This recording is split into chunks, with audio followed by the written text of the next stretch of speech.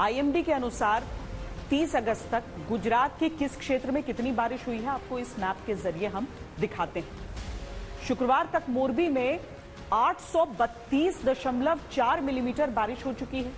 खेड़ा में इस बार 943.9 मिलीमीटर बारिश हुई। वडोदरा में 877 मिलीमीटर बारिश शुक्रवार तक हुई। इतनी बारिश 12 साल बाद हुई है। आणंद में 917.1 mm, कच्छ में 796.1 mm, राजकोट में 895.1 mm, अहमदाबाद में 650.8 mm, जामनगर में 30 सालों का रिकॉर्ड टूटा 1126.9 mm बारिश शुक्रवार तक हो चुकी। गांधीनगर में 706.6 mm बारिश हुई, जबकि नर्मदा क्षेत्र में 30 अगस्त तक 1110 मिलीमीटर बारिश हुई।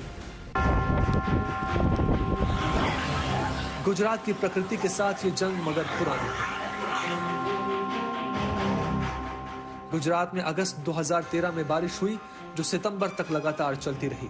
इस बारिश से बचाकर 3 लाख लोगों को सुरक्षित स्थानों पर पहुंचाया गया था। 1500 गांव जलमग्न हो गए थे। 27 लोगों की मौत हो गई थी। 2015 में जून की बारिश में 70 लोगों की जान गई। सरकार बाढ़ पीड़ितों की मदद कर रही थी, लेकिन जुलाई में फिर जबरदस्त बारिश हुई और इस बार 86 लोगों की मौत हो गई। 2017 में जुलाई में लगातार 15 दिनों तक बारिश हुई और इस बारिश में 224 लोगों की जान गई। बाढ़ से लोगों को बचाने के लिए एयरफोर्स, इंडियन आर्मी और एनडीआरएफ की टीमें लगी हुई हैं। सेना के जवान गुजरात में देवदूत बनकर आए हैं। जामनगर में अचानक इतनी बारिश हुई कि गलियों में 5 फीट तक पानी भर गया। पक्के मकानों में रहने वाले पहली मंजिल पर चले गए, लेकिन कच्चे मकान वाले खतरे में आ गए। फिर शुरू हुआ लोगों को बचाने का सिलसिला। बच्चों को निकालने के लिए छोटा सा ब्रिज बनाया गया और ब्रिज के सहारे सबसे पहले उनको निकाला गया।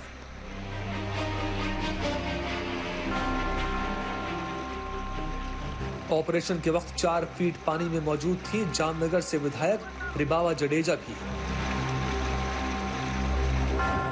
एनडीआरएफ के जवान जब तक एक एक को कच्चे मकानों से निकाल नहीं लाए, तब तक रिबाबा वहां पर मौजूद रहे।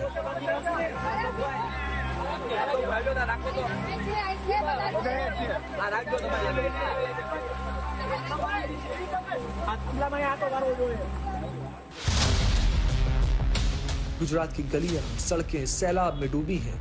हजारों गाड़ियां जल समाधि ले चुकी हैं। मौसम विभाग आने वाले दिनों के लिए डराने वाले अलर्ट जारी कर रहा है। अगले 5 दिनों के लिए गुजरात में भारी बारिश का अलर्ट है। गुजरात के 33 जिलों में से 11 जिलों में बारिश का रेड अलर्ट है। गुजरात के 22 जिलों में बारिश का येलो अलर्ट है।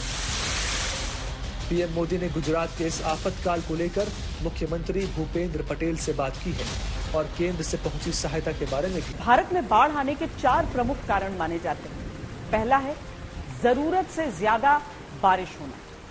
दूसरा, बढ़ते तापमान के कारण पर्वतों की बर्फ और ग्लेशियरों का पिघलना, जिससे नदियों में जल की मात्रा बढ़ जाती है। तीसरा, चक्रवात और तूफानों का आना, जो भारत के तटीय क्षेत्रों में तेज आंधियों और भारी बारिश का कारण बनते हैं।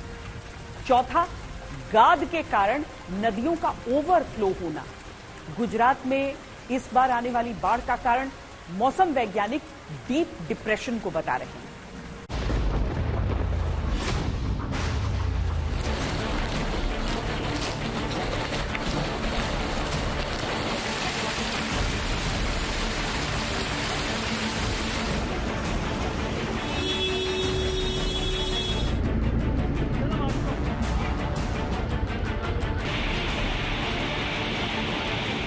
गुजरात में होने वाली भयानक बरसात और बाढ़ का कारण मौसम वैज्ञानिक जमीनी सतह पर बनने वाले एक डीप डिप्रेशन या गहरी दबाव प्रणाली को बता रहे हैं। ये डीप डिप्रेशन अपने रास्ते में पड़ने वाली गीली मिट्टी से या फिर बंगाल की खाड़ी और अरब सागर से नमी को भी साथ ला रहा है, जिससे बारिश ज्यादा हो रही है।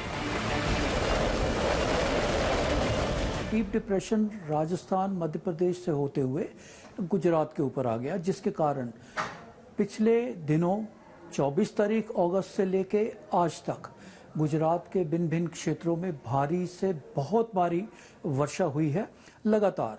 और पिछले 3 दिन से तो जो सौराष्ट्र और कच्छ के क्षेत्र हैं जहां सामान्यतः इतनी भारी बारिश नहीं होती है, बहुत ही भारी वर्षा हुई है।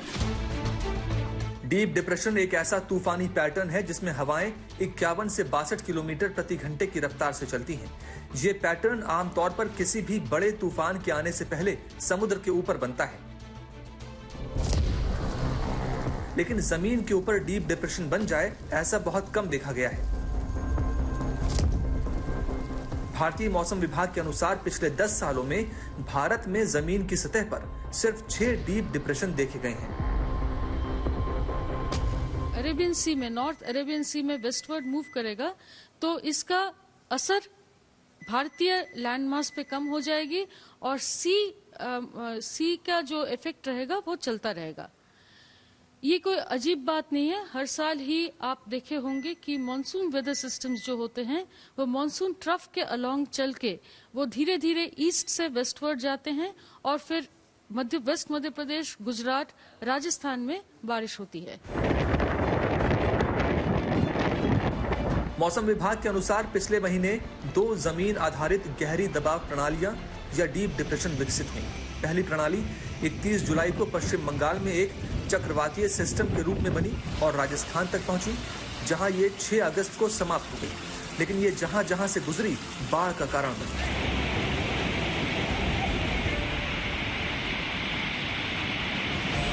जहां पहली प्रणाली पश्चिम की ओर बढ़ी, दूसरी प्रणाली ने पश्चिम की दिशा की ओर बढ़ने के बाद दक्षिण पश्चिम की ओर रुख किया, जो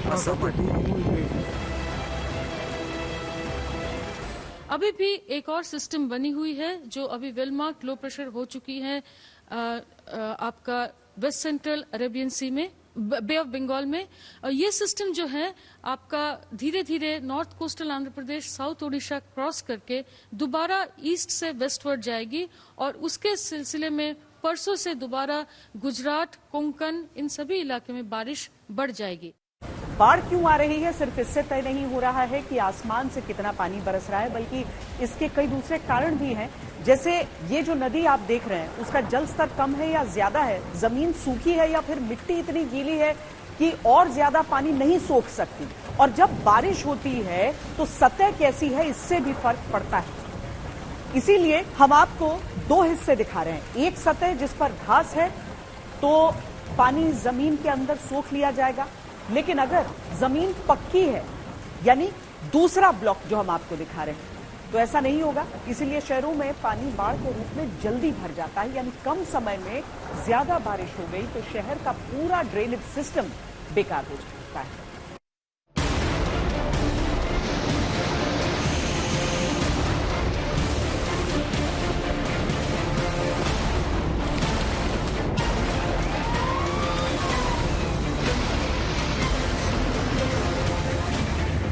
अत्यधिक बारिश से राज्य के अधिकांश डैम लबालब हो चुके हैं। सड़कों पर पानी पसरा हुआ है। इसके पीछे कई कारण हैं। पहला कारण है वर्षा का इस अनुपात में होना। दूसरा कारण है जमीन की पानी सोखने की क्षमता का साल दर साल कम होना, जिससे शहरों में बाढ़ जैसे हालात बन जाते हैं। तीसरा बड़ा कारण है डैम में गाद का जमाव। इससे बांध की क्षमता पर असर पड़ता है। एक रिपोर्ट के अनुसार गुजरात के 60 प्रमुख बांधों की क्षमता में गाद के कारण 14.31% की कमी आई है। बांधों की क्षमता 16,768 बिलियन क्यूबिक मीटर आंकी गई है। राज्य सरकार के आधिकारिक आंकड़ों के अनुसार गाद के कारण बांधों की क्षमता लगभग 2,400 मिलियन क्यूबिक मीटर कम हुई है। जूनागढ़ के विलिंगडन डैम पर, जहां पर आप मेरे पीछे देख सकते हैं कि जो नजारा है वो खौफनाक है। ये विलिंगडन डैम का वो नजारा है जहां पर सभी दरवाजे खुले हैं और अभी इतनी तेज प्रवाह से पानी दे रहा है। इसी की वजह से जूनागढ़ के इस विलिंगडन डैम के आसपास लोगों को नहीं आने की हिदायत दी गई है। गाद से भरते बांध और अत्यधिक वर्षा ने गुजरात के कई जिलों में बाढ़ जैसे हालात पैदा कर दिए हैं। दूसरी तरफ मूसलाधार बारिश से गुजरात के 76 जलाशय पूरी तरह भर चुके हैं, जबकि 46 जलाशय 70% से अधिक भर गए हैं। सबसे महत्वपूर्ण सरदार सरोवर बांध में 87% से अधिक पानी भर चुका है। राज्य के कुल 207 जलाशयों में औसतन 78% से अधिक जल भंडारण हो चुका है, जो पिछले साल की तुलना में अधिक है। चाहे आप डैम्स रिजर्वायर की बात करें, चाहे हम कैनाल्स और रिवर्स की बात करें, चाहे हम जो अलग अलग जो फील्ड्स हैं, लेक्स हैं, उनकी बात करें, वो एकदम से फुल हैं, ओवरफ्लो हैं और रिजर्वायर और डैम से पानी छोड़ने के कारण स्थिति और ज़्यादा बिगड़ गई है। और इसको जैसे मैंने कहा सामान्य होने के लिए बहुत वक्त लगेगा, बहुत मशक्क़त करनी पड़ेगी। जो भी रिलीफ एजेंसीज हैं, रिलीफ और रिहेबिलिटेशन के लिए समय हमें हो सकता है कुछ सप्ताह भी लग जाए।